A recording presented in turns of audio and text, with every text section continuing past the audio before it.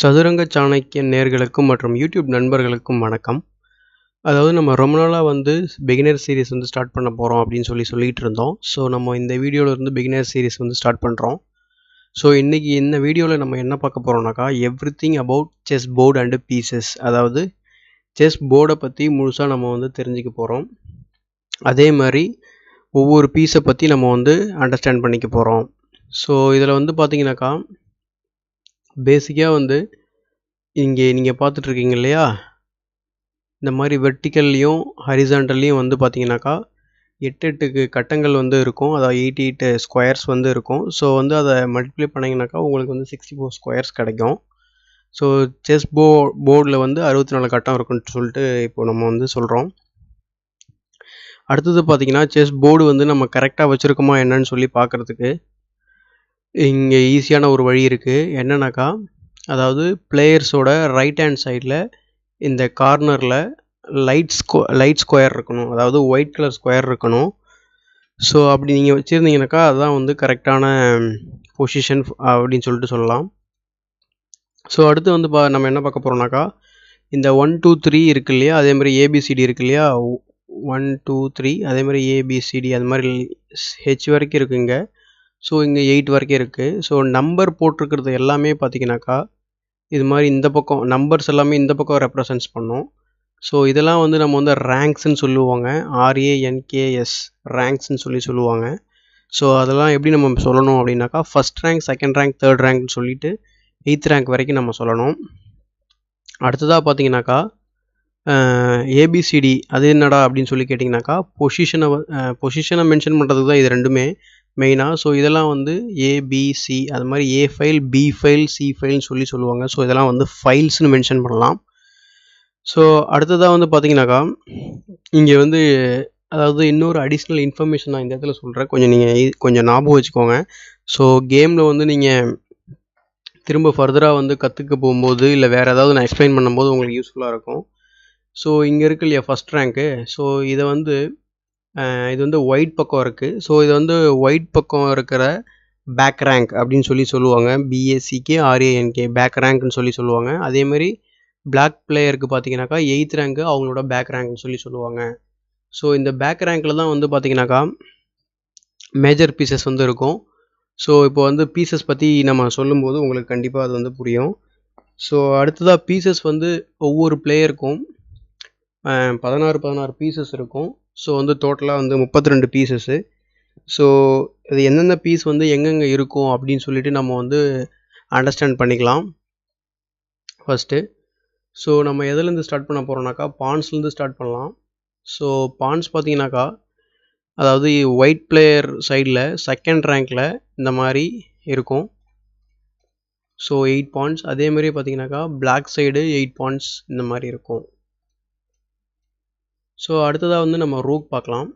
So rook ஈஸியாக ஞாபகம் வச்சுக்கலாம், கார்னரில் தான் நம்ம எப்போவுமே ரூக்ஸ் இருக்கும், ஏலையும் ஹெச்லேயும் இருக்கும்.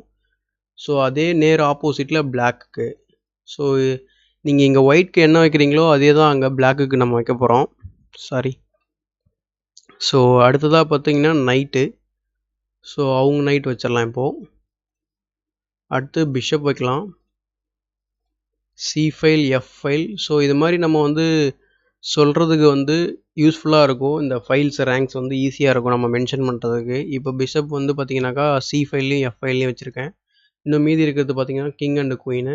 So king E file, queen D file. So நேர் ஆப்போசிட்டில் அவங்க ஆப்போனண்ட்டோட குயினு, அதே மாதிரி கிங் வச்சிடணுங்க. ஸோ இதுதான் பேசிக்காக ஒரு நார்மலான ஒரு செஸ் போர்டு அண்டு பீசஸோட லே அவுட்ஸ்னு சொல்லி நம்ம சொல்கிறோம். ஸோ அடுத்ததான் நம்ம என்ன பார்க்க போகிறோம்னாக்கா, ஒவ்வொரு பீசஸ்க்கும் ஒவ்வொரு வேல்யூ இருக்குது. ஸோ அதாவது ஒவ்வொரு பீசஸ் இருக்கு இல்லையா, ஒவ்வொரு இதுக்கும் தனித்தனி பாயிண்ட்ஸ் கொடுத்துருக்காங்க. ஸோ ஃபஸ்ட்லேருந்து நம்ம பார்க்கலாம் என்னென்ன பீஸ்க்கு என்னென்ன வேல்யூ அப்படின்னு சொல்லிட்டு. ஸோ ஃபஸ்ட்டு யூஸ்வலாக நம்ம பான்லேருந்தே பேசுவோம் எப்போவுமே. ஸோ ஒவ்வொரு பானுக்கும் பார்த்தீங்கன்னா ஒவ்வொரு பாயிண்ட்னு சொல்லுவாங்க. அதாவது 8 பாயிண்ட்க்கு 8 பாயிண்ட்ஸ் இருக்கும் ஒவ்வொரு பக்கமும். So 8 points. அடுத்ததாக பார்த்தீங்கன்னாக்கா ரூக்கு மேஜர் பீஸ் கேட்டகரியில் வரும். ஸோ அதுக்கு வந்து 5 பாயிண்ட்ஸ் இருக்கும். ஸோ அடுத்து மைனர் பீஸ்னு எதை சொல்லுவோம்னாக்கா பிஷப்பையும் நைட்டையும் சொல்லுவோம். ஸோ அதை ஃபஸ்ட்டு வச்சுடுவோம். ஸோ மீதி இருக்கிறது கிங்கும் குயினும் தான். குயினும் மேஜர் பீஸு. ஸோ கிங்கு என்ன பீஸ்னால் இது வந்து மேஜர் பீஸும் இல்லை மைனர் பீஸும் இல்லை, பட் வந்து ஒரு அதாவது இன்ஃபினிட் வேல்யூ இருக்கிற ஒரு பீஸ்ன்னு சொல்லுவோம். ஏன்னாக்கா நீங்கள் மற்ற எந்த பீஸ் இல்லைனாலும் கேம் கன்டினியூ பண்ணலாம், பட் கிங் இல்லைனாக்கா கேம் கன்டினியூ பண்ண முடியாது. ஸோ ரொம்ப இம்பார்ட்டண்டான ஒரு செஸ் பீஸ் வந்து பார்த்தீங்கன்னாக்கா கிங்கு. ஸோ அடுத்ததாக பார்த்தீங்கன்னாக்கா இவங்க பக்கமும் நம்ம வச்சுட்டு அடுத்து பொசிஷன் அதாவது நொட்டேஷன்ஸ் பற்றி நம்ம வந்து எப்படிலாம் ஒரு பீஸஸை வந்து நம்ம வந்து பீஸ் வந்து நம்ம எப்படி வந்து ரெப்ரசன்ட் பண்ணணும் அப்படின்னு சொல்லிட்டு நம்ம அடுத்து இன்னும் கொஞ்சம் நேரத்தில் பார்த்துடலாம். ஃபஸ்ட்டு இவங்களுக்கு வச்சிடலாம். So 5 points. ஸோ பிஷப் வந்து அனதர் 3 பாயிண்ட்ஸ். ஸோ நைட்டுக்கும் 3 பாயிண்ட்ஸ். ஸோ ரூக்குக்கு அனதர் 5 பாயிண்ட்ஸ். ஸோ குயினுக்கு 9 பாயிண்ட்ஸ். ஸோ கிங்குக்கு இன்ஃபினிட் வேல்யூ. ஸோ பார்த்தீங்கன்னாக்கா பான்க்கு எல்லாத்துக்குமே பார்த்தீங்கன்னா ஒவ்வொரு பாயிண்ட்ஸு. So 8 points. ஸோ ரூக்குக்கு 10 பாயிண்ட்ஸு. ஸோ அடுத்ததாக வந்து பிஷப் நைட்டுக்கு வந்து 6 ஸோ 12 பாயிண்ட்ஸு. ஸோ குயினுக்கு மொத்தமாக பார்த்தீங்கன்னாக்கா 9 பாயிண்ட்ஸு. ஸோ இந்த மாதிரி வந்து பாயிண்ட்ஸ் படி நம்ம வந்து ஒவ்வொரு பீசஸோட வேல்யூ வந்து நம்ம வந்து ரெப்ரசன்ட் பண்ணலாம். ஸோ அடுத்ததாக வந்து நம்ம நொட்டேஷன்ஸ் பற்றி பார்க்கலாம். ஸோ நொட்டேஷன்ஸ் எப்படி இருக்கும் அப்படின்னு சொல்லி கேட்டிங்கனாக்கா, அதாவது இப்போ வந்து போர்டோட காமன் நொட்டேஷன் பார்க்குறோம். அதாவது பார்த்தீங்கன்னாக்கா A1, B1, C1, D1, E1, F1, G1, H1 வரைக்கும் இருக்குது. அதே மாதிரியே போர்டில் ஏலேருந்து ஹெச் வரைக்கும் இருக்குது. அதே மாதிரி A1லேருந்து A8 வரைக்கும் இருக்குது. நீங்கள் கால்குலேட் பண்ணி பார்த்தீங்கன்னாக்கா 64 ஸ்கொயர்ஸ் கரெக்டாக இருக்கும். ஸோ இதுதான் வந்து போர்டோட நொட்டேஷன். இப்போது இந்த இடத்துல ஒவ்வொரு பீஸ் நீங்கள் வைக்கும் போதும் அதுக்கு பக்கத்தில் பீஸோட இனிஷியல் மட்டும் நீங்கள் ஆட் பண்ணால் போதும். அதுதான் வந்து ரெப்ரசன்ட் பண்ணுறதுக்கான ஒரு சின்ன ஒரு ஷார்ட்கட் கூட சொல்லலாம். ஏபிசிடி இருக்கு இல்லையா, அதுக்கு பக்கத்தில் ஃபார் எக்ஸாம்பிள் இப்போ நீங்கள் அடுத்த ஸ்க்ரீன்லேருந்து இப்போ உங்களுக்கு தெரியும், இங்கே இருக்குது பாருங்கள். ஸோ அதாவது ரூக் வந்து பார்த்தீங்கன்னாக்கா ஆரில் மென்ஷன் பண்ணணும். அதோட கேபிட்டல் லெட்டரில் வந்து மென்ஷன் பண்ணணும். ஸ்மால் லெட்டர் போடக்கூடாது. ஸ்மால் லெட்டர் எப்போவுமே அந்த ஃபைல்ஸ் அந்த ரேங்க்ஸ்க்கு மட்டும் நம்ம யூஸ் பண்ணிக்கணும். ஸோ ரூக்குக்கு 6. ஸோ நைட்டுக்கும் கிங்குக்கும் கே தான் ஆரம்பிக்கும். பட் வந்து நைட்டில் வந்து கே வந்து சைலண்ட்டு, நம்ம நைட்டுன்னு தான் சொல்லுவோம். ஸோ வந்து அதை என்னென்னு ரெப்ரசன்ட் பண்ணுறாங்க. ஸோ இதெல்லாம் செஸ்ஸில் ஏற்கனவே ஃப்ரேம் பண்ணி வச்சுருக்கிற ஒரு டெஃபினிஷன் ஆர் ரூல்ஸ் எப்படி வேணால் சொல்லலாம் நம்ம. ஸோ அடுத்து வந்து பிஷப் வந்து பி கேபிட்டல் லெட்டரில் ரெப்ரசன்ட் பண்ணுறோம். அடுத்து குயினுக்கு வந்து கியூ, கிங்குக்கு கே. ஸோ அதே மாதிரி சிமிலராக பார்த்தீங்கன்னா இந்த சைடு இருக்க pieces bishop F1, knight G1, rook H1. So இதே மாதிரி அவங்களுக்கு பார்த்தீங்கன்னாக்கா rook A8, knight B8, bishop C8, queen D8, king E8, bishop F8, knight G8 or rook H8. அதாவது இந்த மாதிரி அவங்களுக்கும் இருக்கும் 8th ரேங்க், அதாவது பேக் ரேங்க்னு சொல்லணும் இல்லையா, அந்த 8th ரேங்க்கில் அவங்களுக்கு இருக்கும். அதே மாதிரி நம்மளோட பேக் ரேங்க், அதாவது ஃபஸ்ட் ரேங்க் தான் நமக்கு பேக் ரேங்க் ஒயிட் பிளேயருக்கு. ஸோ அங்கே இருக்கும். ஸோ பாயிண்ட்ஸ் எப்படிடா மென்ஷன் பண்ணணும்னு கேட்டிங்கனாக்கா ரொம்ப சிம்பிளுங்க. எந்த ஃபைலில் இருக்கோ அந்த ஃபைலில், ஃபார் எக்ஸாம்பிள் இங்கே பான் இருக்குதுன்னு வச்சுக்கோங்களேன், இங்கே பான் இருந்துச்சுனாக்கா வந்து A2 ஏ போட்டுட்டு 2ன்னு மட்டும் போட்டால் போதும். ஸோ பான் வந்து இப்போது ஃபார் எக்ஸாம்பிள் இங்கேருந்து இப்போது D2லேருந்து D4க்கு போச்சுனாக்கா,